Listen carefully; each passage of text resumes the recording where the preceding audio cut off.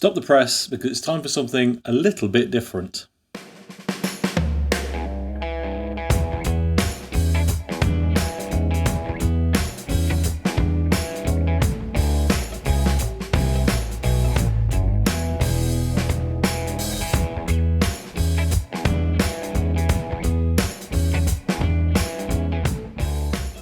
Now, I'm aware that I say something's a little bit different quite a lot, and it normally is in one way or another. I am being very genuine, but today, well, I'm not going to say this is the only thing like it, but let's be honest, in the beer world, we've had endless whiskey cask conditioned Imperial Stouts forever. All right, and other beer varieties as well, but there's loads of them. They're out all the time. Everyone's doing one. They're a little bit old news. So imagine my intrigue when through my door today, dropped my Whisky Me subscription, not a paid ad, I genuinely pay for it. It's a great sub thing if you like trying different whiskies every month. And in my delivery was a whiskey aged in Imperial Stout barrels that were previously bourbon barrels, but this whiskey is from Scotland. Yeah, that is a little bit confusing, but we'll clarify what's what in a moment. You'll notice there is nothing in front of me because really, I don't have a lot to show you other than this tiny little pouch because, well, this is how the Whisky Me subs come. It's just this little pouch and that's kind of it. You do get a little info card which we'll go through in a minute, but this is from Deanston. It's called Dragon's Milk Stout Cask Finished. So it's their Deanston regular whiskey cask finished in Dragon's Milk Imperial Stout casks, which previously held bourbon whiskey. Dragon's Milk is from a brewery in the US. Now, I did take a look to see if I could get some to do them side by side, but sadly, there's none available in the UK right now. But this was coming through at a whopping 50.5%. Now, as you can probably see on the bottom of the label here, if I try and hold it still, it's very difficult when your arms stretched out like that. There are three little symbols that denote what it's meant to taste like, and this is coffee, apple, and I'm guessing pepper rather than salt, although it could be salty, some sort of seasoning. So, yeah, I mean, coffee's definitely coming from the stout. Apple, probably not. Be interesting to see where that salt, pepper, or general seasoning agent comes from, though. So, yeah, let's get into it, shall we? I'll read the full card once I've had a sample, but let's get into this. So, glass at the ready. Let's pour ourselves a wee dram of Deanston's Dragon's Milk Stout Cask Finished Whiskey. So, visually, it's fairly light. I'm going to go out on a whim and say it's probably not chill filtered or coloured. I might be wrong though. We'll find out for sure in a minute. But yeah, it doesn't look like it's had any colour additives. It looks kind of as you would expect.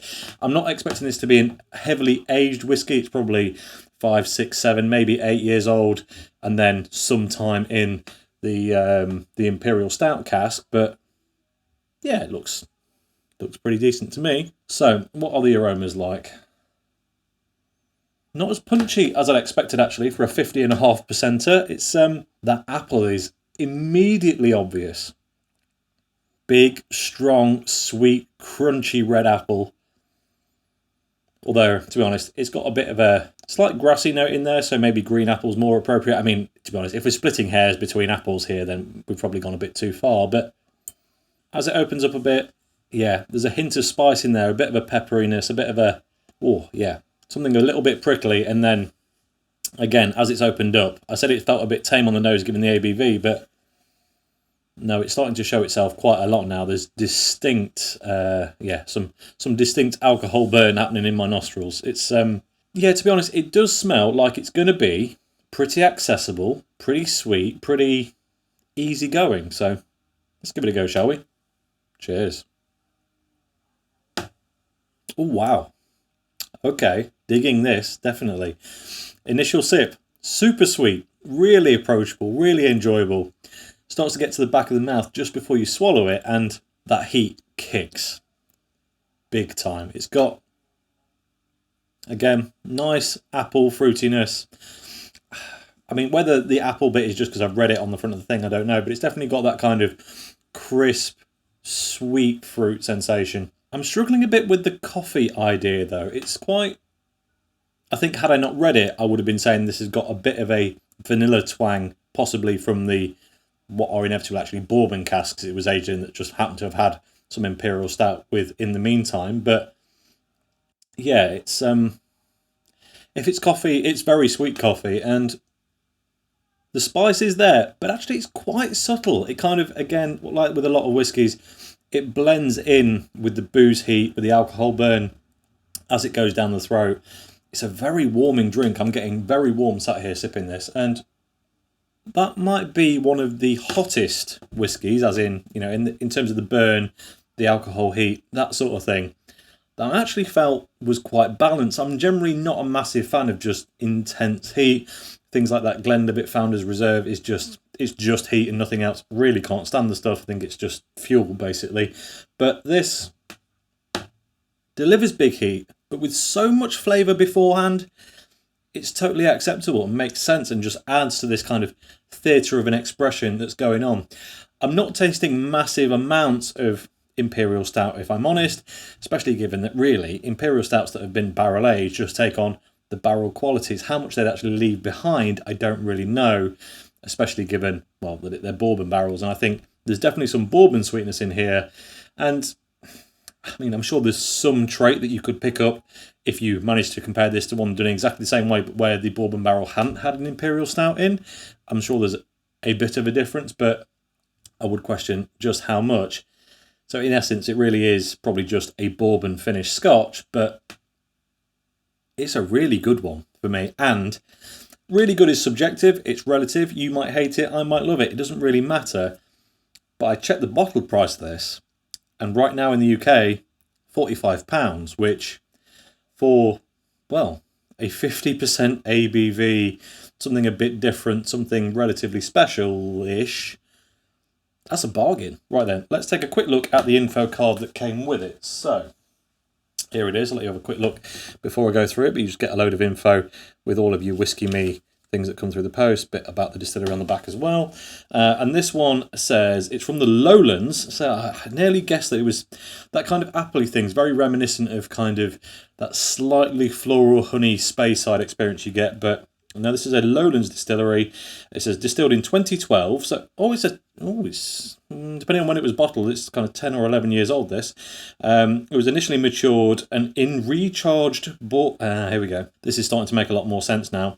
Initially matured in recharged bourbon casks for around 8 years before a 2-year finishing in casks that had previously held Dragon's Milk Stout. So yes, that vanilla, I'm really not getting the coffee, but for me, it's absolutely vanilla, and it's coming through in that kind of vanilla caramel thing you would just expect from a bourbon, because it spent basically its entire life in ex-bourbon casks of one form or another.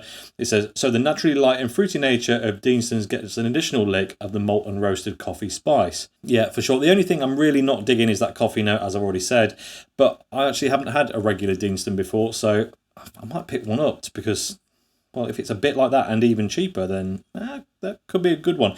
It is a non-age statement whiskey, but it says it's about 10 years, which is good enough for me. And it says it's great with dark chocolate, Scotch eggs, or espresso. Whilst I am a bit torn of the use of whiskey in coffee, I actually think it probably would blend quite well, this one.